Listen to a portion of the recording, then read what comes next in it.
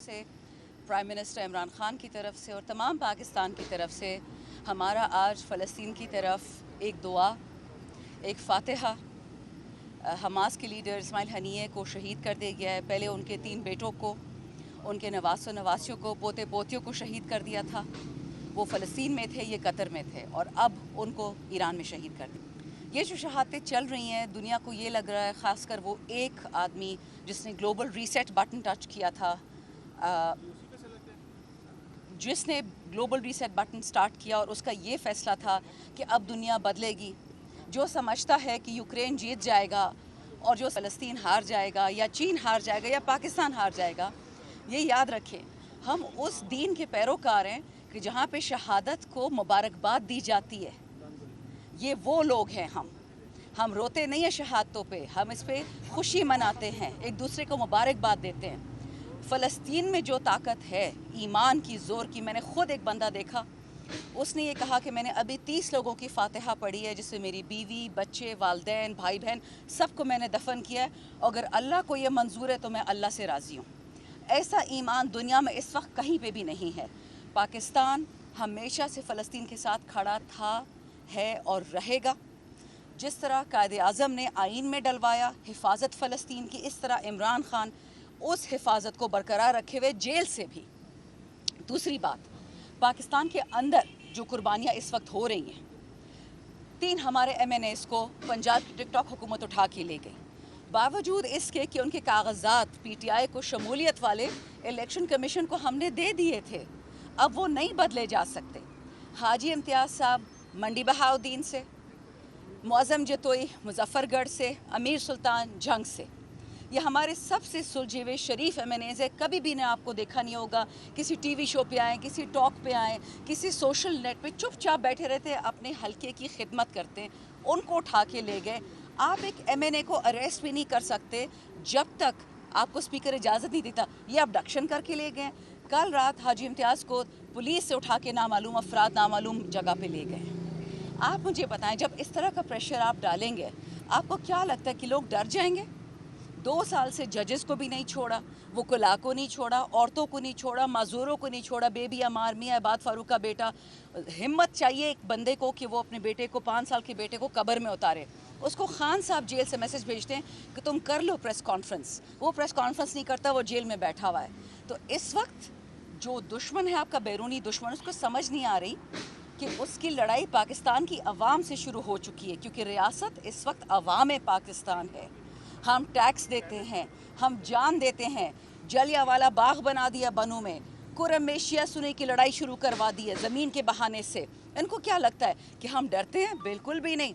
हमारा लीडर 18-18 घंटे एक अवन में बैठा हुआ है, डेथ सेल में उसको रखा हुआ है, चलने नहीं देते, फिरने नहीं देते, हमसे मिलने नहीं देते। जब हम जाते हैं उनसे मिलने, गुनाह उसका क्या है? कोई केस नहीं है कि वो सजदा नहीं करता। वो तो जी सिवाय खुदा के बाइडन को कभी सजदा नहीं करेगा, 10 दफ़ा उसकी इलेक्शन क्यों ना हो जाए।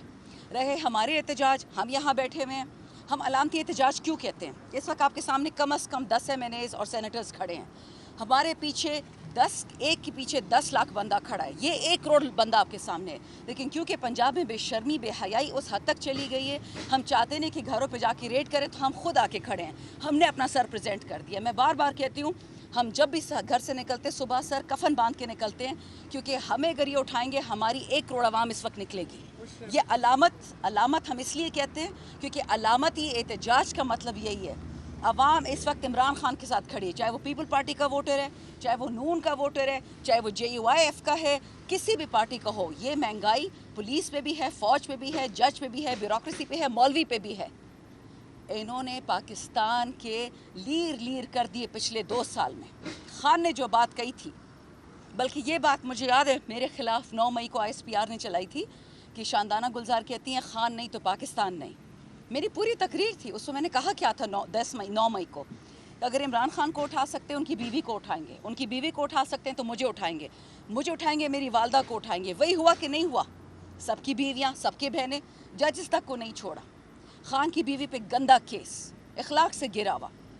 वो इमरान खान जिसको आज से 2-3 साल पहले कहा गया था कि हम आपको फाइलें देते हैं, आप भी यही गंदे गंदे केस करें पीपल्स पार्टी की और नून की लीडरान पर। अल्हम्दुलिल्लाह उस आदमी ने बोला कि मैं ये काम नहीं करता। मैं किसी के बेडरूम में कोई ज़ाती कामों में नहीं रखता।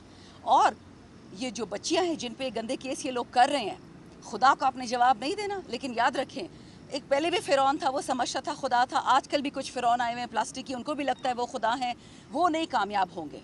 हम कानून, आइन और शराफत के दायरे में खड़े हुए हैं। कल इस असेंबली में फिर सुप्रीम कोर्ट की बेइज्जती करने की कोशिश की।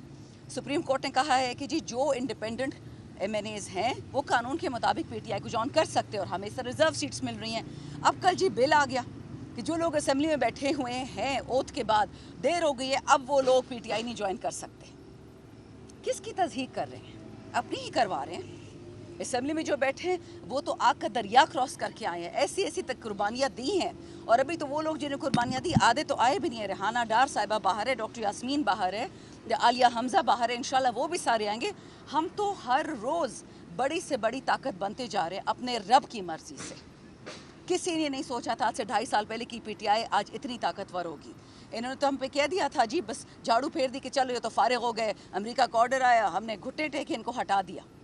याद रखें, एक प्लान इनका होता है, एक उस रब्बुल आलमीन का होता है। ये सारे जो आप इस वक्त देख रहे हैं, हम में से कोई अरबपति करोड़पति यहाँ नहीं खड़ा। हम सारे मिडिल इनकम लोग हैं, lower middle, upper middle income, और सिर्फ कुव्वत बाजू और अपने रब की ताकत से हर रोज़ सामना करते हैं। ये हर रोज़ हमें हरास करते हैं, हर चीज़ पे छेड़ते हैं, लेकिन अल्हम्दुलिल्लाह खान ने जो सबक सिखाया ला इलाहा इल्लल्लाह का, उस पर सालिम खड़े। डरना उस रब से और किसी